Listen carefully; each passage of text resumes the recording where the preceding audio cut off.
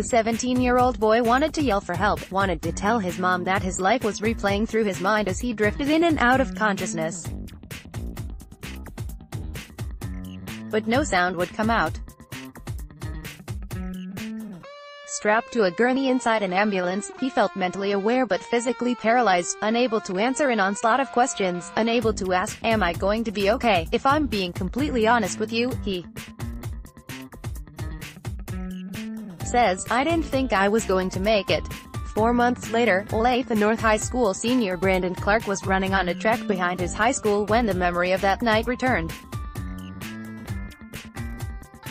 He had circled the track once, and then once more. On his third lap, he stopped and cried. Bawled so fiercely that he says he was hyperventilating. Seconds passed. And then minutes. As his head coach approached, Clark collected his breath long enough for one question. "Will I ever be what I once was?" Clark had ignored the symptoms that something might be wrong. The headaches were so intense that he would become nauseous and leave school. White spots dotted his vision. He hid that detail from his parents, who had detected some mood changes in his personality. But he was young, in the best shape of his life and only a few months removed from winning the Kansas Class 6A state championship in the 800-meter run. "I'm coming off winning state, then just had a great summer, now heading into my senior year," he says. "I felt invincible." On Halloween night last fall, a couple of weeks after he landed a track scholarship from Washburn University, Clark had planned to meet some friends. He walked upstairs to shower, unstrapped his running watch and accidentally dropped it on the floor. When he leaned down to retrieve it, the symptoms returned, this time worse than before. He was lightheaded. A loud buzzing noise filled his ears. The sound of vuvuzelas at a soccer match? "This was like that but amplified by like 10, he says. After half a minute, his legs gave out, and he collapsed on the floor. He had assumed he was home alone that evening, his two parents driving each of his younger siblings to separate Halloween parties. But his youngest sister, Kennedy, had forgotten some makeup for her costume. She returned to the bathroom, finding Clark on the floor, pointing at the left side of his body. At 17 years old, he was having a stroke. "If Kennedy wouldn't have found me there, I would have been there for hours," he says. "I'd definitely be dead." He was taken to a local hospital and later transported to another, where it took doctors 3 hours to detect that Clark had suffered a stroke. After an initial CT scan revealed nothing, one with contrast dye showed a blood clot in his brain stem was cutting off oxygen and blood supply to his brain. He was later diagnosed with basilar artery occlusion, which has a mortality rate of greater than 85%. Relatively little research has been conducted on the effects of a basilar artery stroke on children, but it is considered rare. It inflicted Clark just 1 week after he celebrated Olathe North's cross-country team state championship. "At one point, I remember that he had given me a hug after his team won state. He was just in a very, very good mood," his mom, Ashley, says. "So I remember thinking the night of that stroke, that if something happens, we'll always have that day. And I'll always have that hug." During an ambulance ride that transported him from one hospital to another, Clark felt a collection of emotions: sadness, frustration, fear. In his mind, he recounted the good deeds he had performed over the past 17 years, certain they would allow him to enjoy an afterlife. "The hardest part for me about that was just accepting the fact that, okay, this might be it," he says. Doctors performed emergency surgery to remove the blood clot. Clark would not wake for nearly 2 days. As more than 90 family and friends visited his room in an intensive care unit, Clark was hooked up to a ventilator. When he awoke, he yanked the tube out of his throat. Literally, the first thing he said was, "I've got to run again," Ashley says. Anyone who came into the room, he would tell them he needed to run again. From the get-go, that's been his goal and his passion.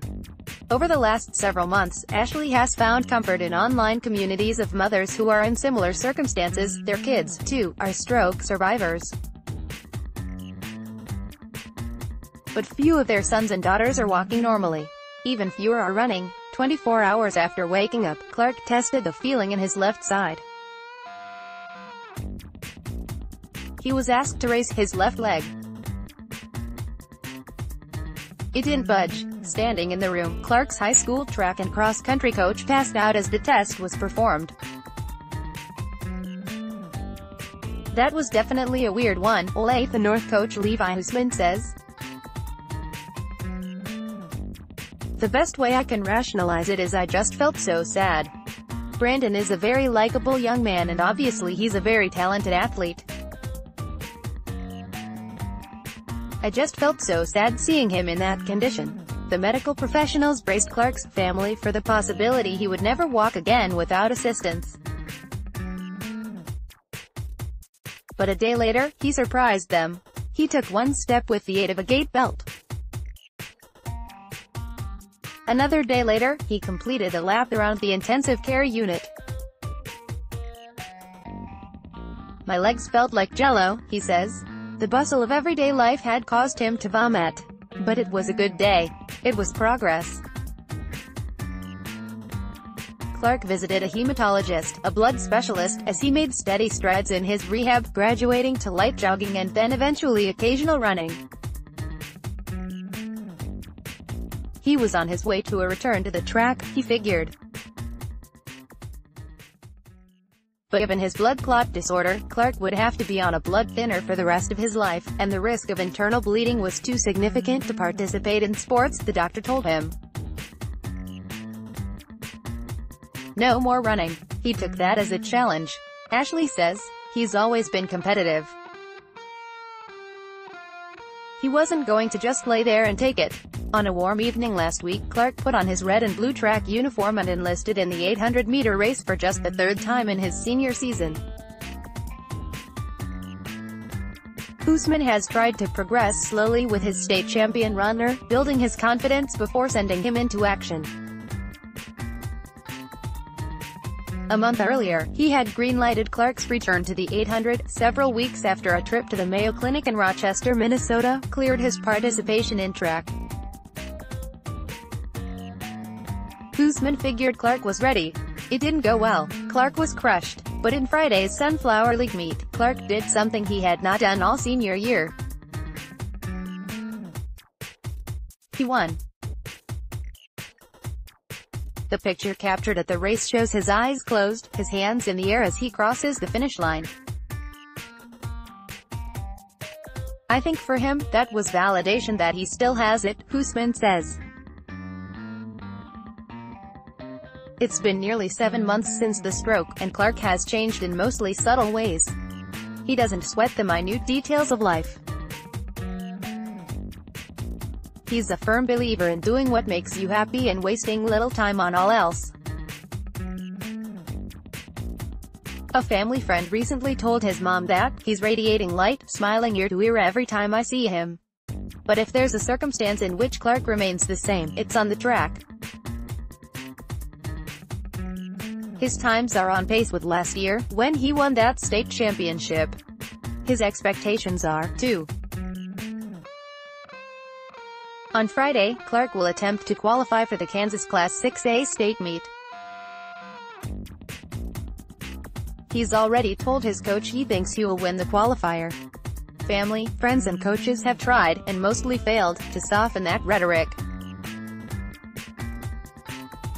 Clark can be particularly hard on himself when he doesn't run precisely the same as he once did. That's why he broke down that afternoon on the Olathe North track, he explains.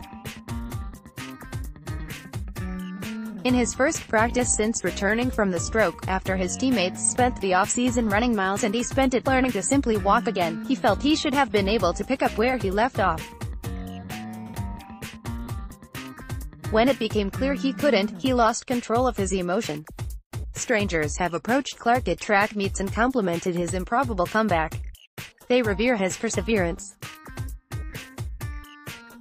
Auburn has elected to honor his scholarship. Hoosman says it's one of the greatest success stories of his coaching career. To Clark, not yet. In the running world, going to meets, people know. They used to say, there's that kid who won state. Now it's, there's that kid who had the stroke, he says. It's a cool story to talk about, and I get that. But I'm out here because this is what's normal to me. I'm not out here to prove a point just so people talking about how it's a cool story. I'm out here to win.